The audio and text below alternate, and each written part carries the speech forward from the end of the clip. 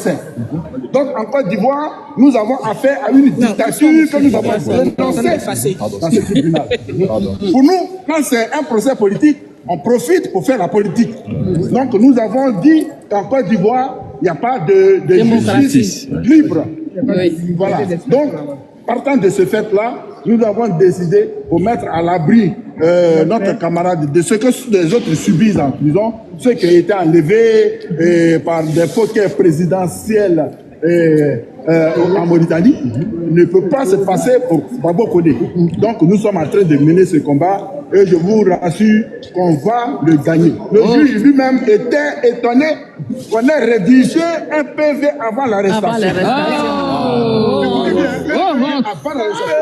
Rédigé avant la restauration. Déjà, il le faut déjà. Vous comprenez? Donc, nous sommes dans cette situation-là que nous sommes. Une situation incongrue qui va certainement mettre la justice française en déroute et puis dans l'embarras. Voilà. Est-ce que vous pensez qu'il y a une noire? Il y a forcément eu pas de procès politique. Ça veut dire que la politique est rentrée dans la justice. Voilà. Donc, franchement, quand on parle de main noire, c'est qu'il y a franchement quand on parle de procès politique, c'est qu'il y a une main noire. Voilà. Donc, la procureure n'était pas dans le vrai, elle était dans le faux. Elle a donné l'argent. Elle a dit comment est-ce que notre frère il vit ici, mais notre juge, notre avocat a justifié du loyer régulièrement payé de 600 €. Voilà. De ses factures de téléphone régulièrement payées. Donc, il est en règle, il n'est pas en situation irrégulière en France. Voilà, c'est ça. Ce qui fait que, normalement, il n'est pas dans du social. Ils peuvent prendre la décision qu'ils veulent, mais nous avons affaire à un procès politique. Si c'est un procès politique, on veut dire que la décision qui sera prise tout à l'heure sera une décision politique. Naturellement influencée par la politique ivoirienne qui voudrait prendre en otage notre camarade qui dénonce les injustices du gouvernement Ouattara, qui dénonce le fait que Ouattara écarte ses opposants, ses adversaires, ou bien les emprisonne pour un mandat, un 4e mandat. Donc, est-ce que les Ivoiriens et les Panafricains vont accepter que la politique interne ou bien la politique interne des Africains soit encore continue d'être traitée ici? Non. Il faut continuer à s'arranger et il faut continuer à s'organiser ensemble. Parce que l'Afrique sera forte, l'Afrique se libérera quand elle sera unie, quand elle sera ensemble, quand elle sera debout comme un seul homme pour délivrer les autres pays déjà libérés. Et selon vous, c'est un kidnapping ou c'est une arrestation? Non, c'est un enlèvement. C'est un enlèvement. Écoutez fort, écoutez fort. Pied de grue. Ici, il n'est pas le seul qui n'est pas en situation régulière. On ne peut pas faire pied de grue devant le domicile de quelqu'un depuis 14 heures. Depuis 14 heures jusqu'à 20 heures. Wow. Voilà. Et depuis 14 heures, avec un PV déjà rédigé. Oh, vraiment. On se croirait ailleurs. Mais nous sommes bien en France.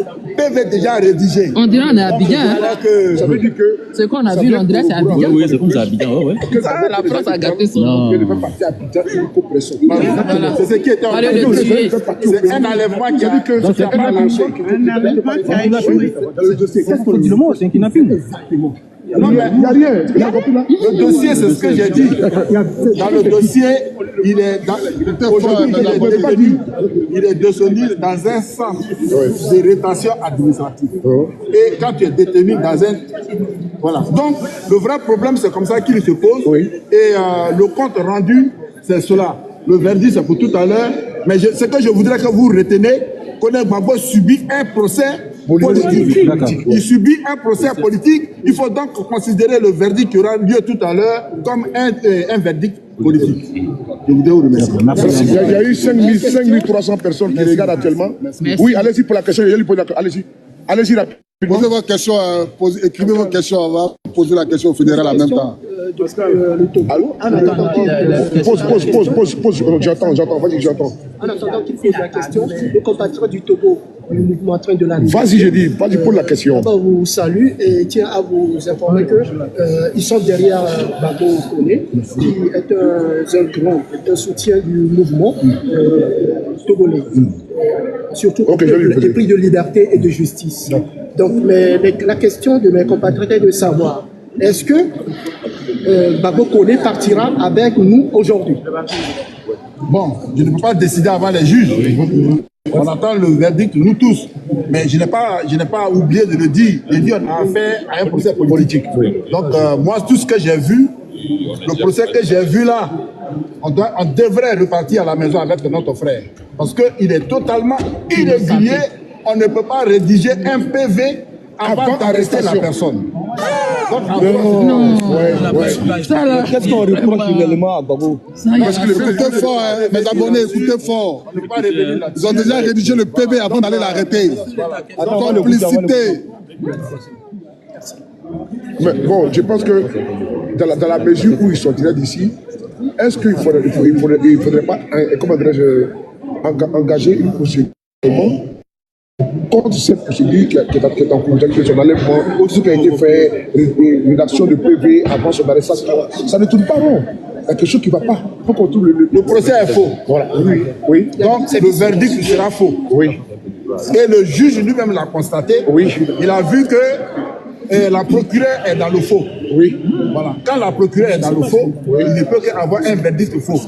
Avez-vous déjà vu un PV qu'on rédige avant le procès, avant l'arrestation, à 14h. Un PV a été rédigé par la police à 14h et on l'arrête à 21h. Donc ça déjà, ça dénote du faux. Voilà. Donc je voudrais vous remercier. Je vous donne rendez-vous tout de suite à 13h. Oui, 13h. Voici, à 14h. C'est les responsables de GPACI. Voilà, il y a 5600 personnes qui sont connectées. Nous tenons à saluer tous ceux qui sont ici aujourd'hui, qui ont fait le déplacement. Tous ces Ivoiriens qui sont là, les membres de l'AES, du Togo qui sont également là, les Béninois qui sont également là, on tenait à vous saluer, les Congolais, Ingeta, les Camerounais, on vous salue également, vous êtes là, 6600 personnes, continuez de partager.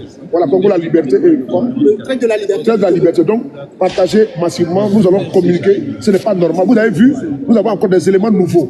Les PV de Babo Koné a été rédigé bien avant son arrestation. À 14h. C'est dit jamais. Jamais vu à 14h et puis l'arrêté à 20h.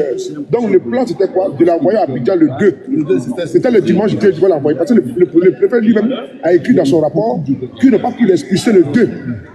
J'ai dit bien, voilà. Donc je voudrais vous remercier. Merci beaucoup. Merci. Vous avez dit. Ok, voilà. Merci beaucoup.